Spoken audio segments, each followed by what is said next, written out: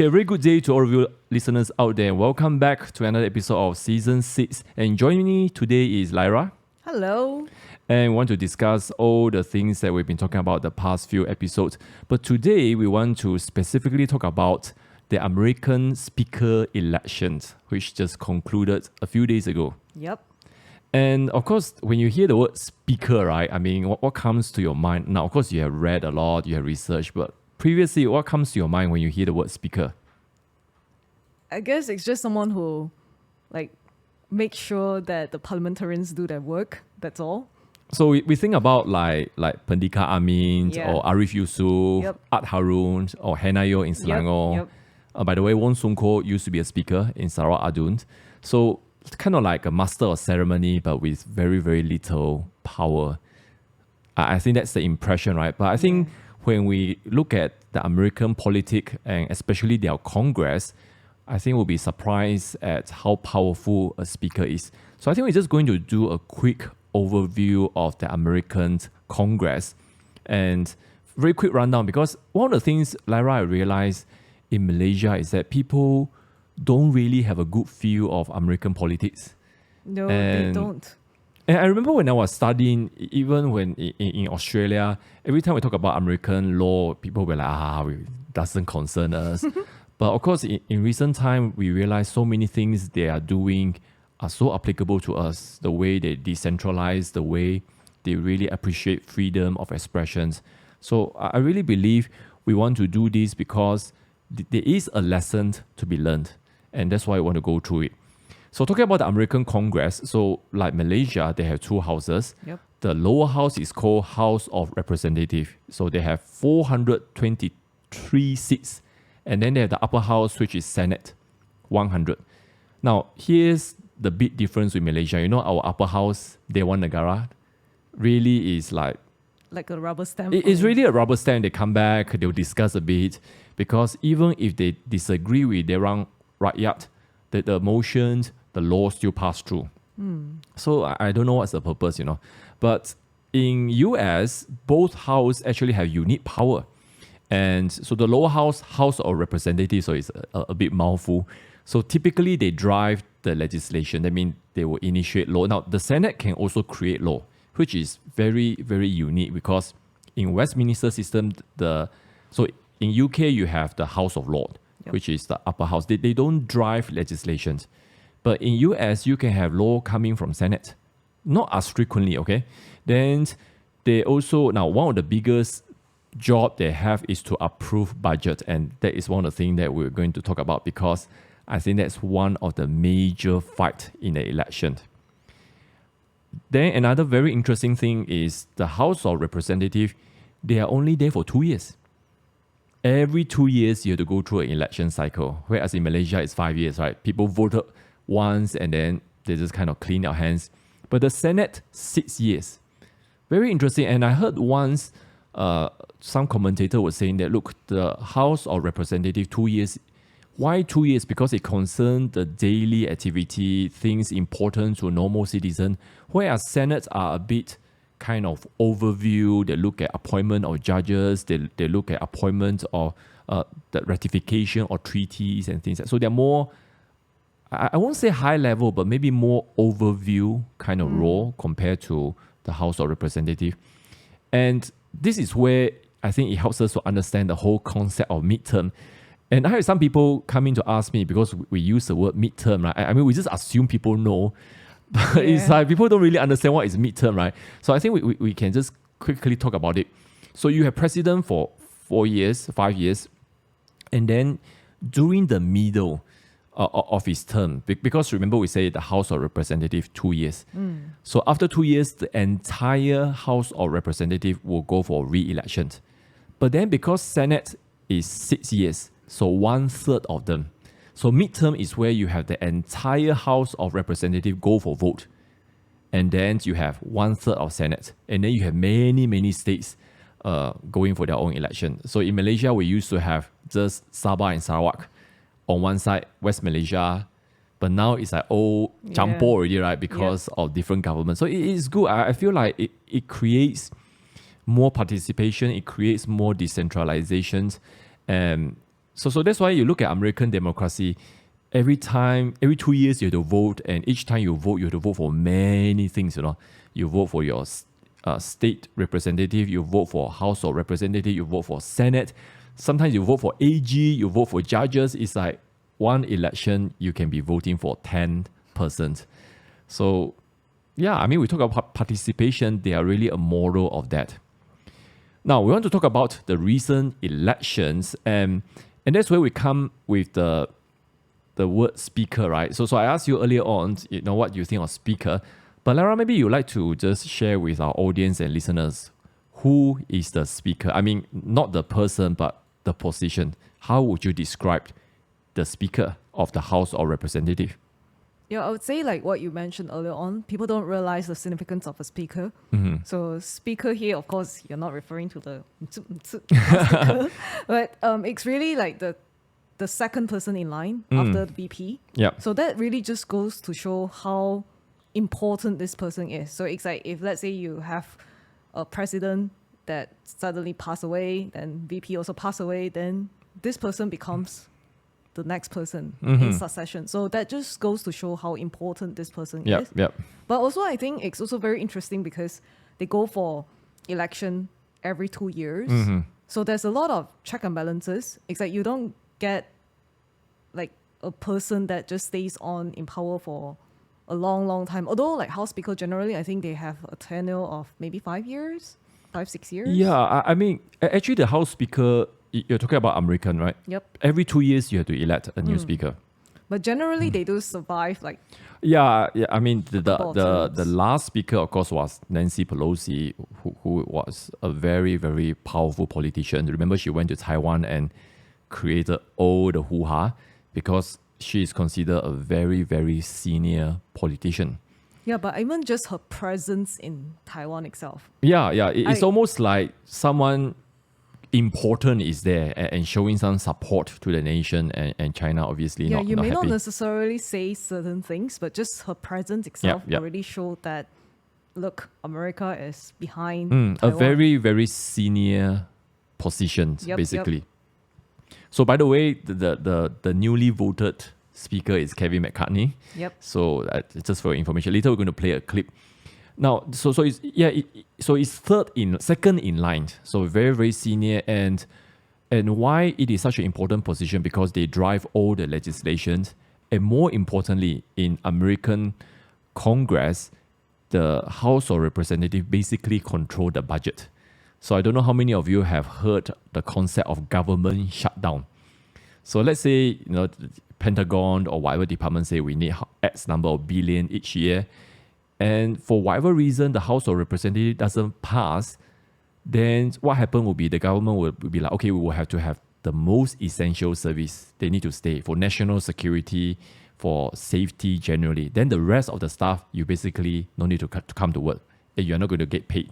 Yeah, I guess like for those people who are interested in investment, like, I mean, trading in US stock markets, they will just frequently hear this sort of terms like government shutdown. Yeah. Initially, it just sort of blew my mind away. I was like, how can a government shut down? Like, Yeah, during Trump's time, it was threatened a few times. During Obama's time, it was actually shut down for quite a while. So this is American democracy, okay? Very, very high level of participation. But yeah, you can do many things, but are you willing to participate? And somehow, when I think about their system, I just think about Malaysia, because so many people are like, once every 5 years, already so tiring. But it's like, you want change, you need to participate. And I just kind of, when local election comes, people will be like moaning and complaining, why do I have to vote again? But then when you realize, hey, the councillor are doing a great job to affect your immediate livelihood and lifestyle, I think people eventually, when they see the fruit, they will go for it. Yep. So that's one of the things I really hope Nga Komeng will push for that. He did alluded to that, right? Yeah. Then, of course, another tremendous power of Congress is investigative power. So I don't know how many of our listeners and viewers you heard about the January 6th committee, right? A very partisan committee, basically weaponized to try to bring down Trump. And so why are they powerful? Because they could basically subpoena anyone. That means they can call someone to come to give a testimony, a statement under the power of they are not court, but they are similar. Subpoena basically means if you don't come, somebody can technically go and arrest you, but of course it never happened. And so it's really just that. But of course, the way they did it with Trump is they even forced him to come. I mean, they were thinking, but eventually they said no. But many constitutional experts have said, look, you see, the Congress is one arm. Then you have the judiciary. Then you have the executive. They are all separate and independent. Not one branch has precedence over the other. So you can't call someone who is same rank as you. Yep. So let's say you're 4-star general in the army, then you are another one is 4-star general, admiral in the navy. They are same rank. You can't call the other person to come to your office. You can't. So it's the same thing. You can't call Trump or Biden or whoever go to Congress. Same thing. So that's one thing that this January 6th, I mean, it's a different topic, but they have been very, very bad and evil, and they're being exposed right now. So let me see. Okay. So basically, you are the leader of this kind of institution. That's why the speaker is a very, very significant position. But I think what I want to do now is we're going to play a video which took place after the election, and finally it's over. And we're going to talk a little bit about that because there is some lesson there. And later on in part 2, we want to talk about the application to Malaysia. So let's play the first video. It took 15 rounds of voting for Kevin McCarthy to finally get the speaker's gavel. But the one holdout was Florida Republican Congressman Matt Gaetz, the deciding factor and the most vocal critic, arguably, of Speaker McCarthy. So first of all, good morning to you. Good morning. All right, we have a lot to talk about. So you technically still didn't vote for him. You voted present, which says a lot. So what happened? You've spoken at length here at News Nation that you did not want Kevin McCarthy elected speaker. It happened anyway. Did you see this as a win? Did you see this as you got the concessions you needed? What's your take? Well, this is a big win for the House of Representatives and the people of our country. I believe Nancy Pelosi is going to be viewed as the last of the imperial speakers that centralized power and really took a lot of the decision-making away from the membership. To Speaker McCarthy's great credit, though it did take about 15 rounds of balloting, he was willing to decentralize power, to give individual members the opportunity to isolate spending, to call it out, and to force a vote. We're also going to have rules that allow open amendments so that legislation can be considered on the merits. And the number one goal of our transformational rules change was to ensure that we never again had an omnibus vote where you had to vote up or down on every bit of money to fund the government for 9 months, 12 months at a time. We think that there should be individual appropriations bills. That way, spending can get specific scrutiny. And now we've got our speaker, and I wish him the best of luck and hope that we're... All right, so that's Representative Matt Gaetz. And I know, like, if you're not familiar with American politics, there'll be so many jargons and concepts, and which is what we want to try to break it down. But this clip really kind of captured my attention because of the word decentralization, and he used that. And now we're going to, now what happened, of course, really was that they were voting for a speaker, and there were about 20 elected representatives who kind of hold out and don't want to support Kevin McCarthy, and kind of demanded a lot of consensus. Yeah, I which mean, some people even call them the rebels, or the extremists. Terrorists, some of them call them terrorists. But this is what democracy is all about. Yep. And the fact was Kevin was not able to get the vote he needed. So this whole thing has a long history. Basically the Congress has become very bulky, that it has become very not efficient. Just to give you an example, before this new Congress, they just passed a $1 trillion budget, 5,000 plus pages, and they just say you have to vote now, give you a few minutes to read. And it's so ridiculous when you think about it. And that's why people are very angry, they're very mad. And so they say, look, Kevin McCarthy, if you want us to support you, you have to give in to our demand, which I think Matt Gaetz kind of lists down, okay? We'll go through the list a bit later. I think, Lyra, you have some commentary on that. But one of the words, if one word to describe the whole process is really compromise. Yeah, I agree. I mean, it just sort of showed what happened with the formation of our government as well. I mean, the Yeah. Think about Malaysia, right? It's so much compromise. Yeah, but I don't necessarily think compromise here has that sort of negative connotation. I mean, especially seeing the sort of achievement that they have gained. Yep. It's literally called like the deal of the century. Maybe a better word is consensus. Yeah, perhaps. See, the American founders, in the early days, and we have already discussed, we want to do a separate episode on this, is really, a lot of people don't realize after the founding, there was a huge disagreement over the direction of the nation. So on one hand, you have the federalists, they want absolute federal control. Then you have those who fought for state rights, Thomas Jefferson. So they were sort of in strong tension for at least 20, 30 years. Eventually, Jefferson's camp prevailed. Yep. And so that's very interesting because kind of remind me of Malaysia now. So would you rather say we have compromise, or would you rather say we have consensus? Consensus? That may sound like a better word. Yeah, I think in a way it's true. And how, of course, 100 days of Malaysia, new government is coming soon. We're going to do an episode on that. But I would say so far, no major missteps. I mean, do you see any major blunder by the new government yet? No. Maybe a bit low profile. I mean, ringgit versus USD is not too bad. But you haven't seen like foot in the mouth kind of thing. Not yet. Yep. And so that's interesting. Then, of course, now, one of the things we want to talk about is really the things that Matt Gaetz talk about, the compromise. You call it the deal of the century. Maybe, Lyra, you like to go through some of the things they managed to get. Just 20 of them holding up, and they got such a good deal, right? Yeah, I mean, like, one of the very thing, if you look at the C-SPAN videos and stuff like that, I mean, you will just see that the vibe totally changed.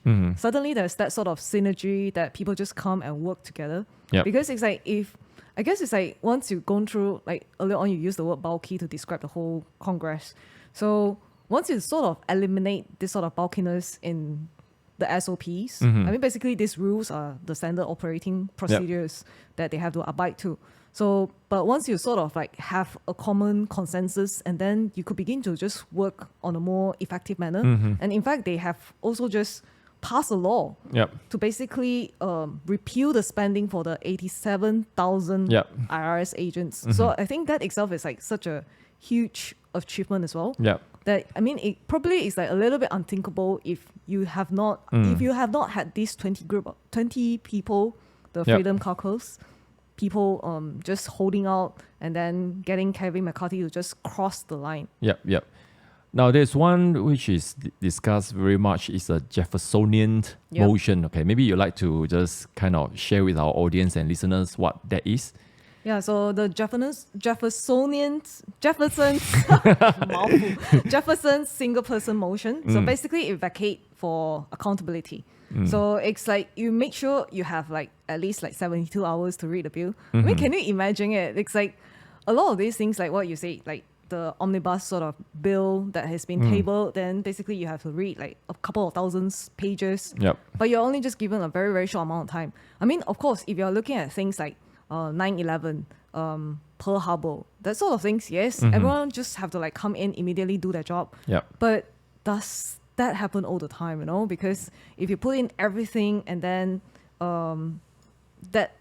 this is like just omnibus sort of thing. So I think that we will talk a little bit later on. But then in terms of this, it's like you basically have one member motion to vacate the speaker, so he can just come and say like, look, I don't have a vote of confidence, and then the whole thing can just start. So to give perspective to our listeners and viewers, is as if one member of parliament can move the motion of no confidence against the prime minister, which is the right, but of course, nobody will do that. I mean, you'll get borrowed real badly by your party. But of course, there is also a balance because the speaker will have to break some rules for this to take place. So if he's doing his job, if he's honoring the rules, then nobody has the right to file the motions to vacate him.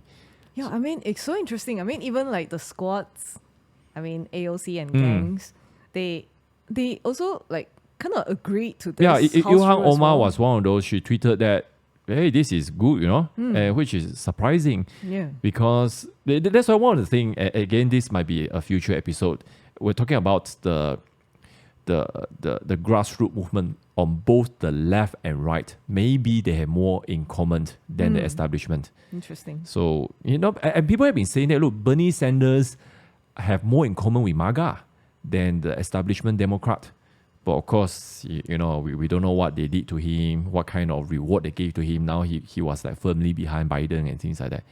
But you never know what kind of cooperation, like our own government, what kind of...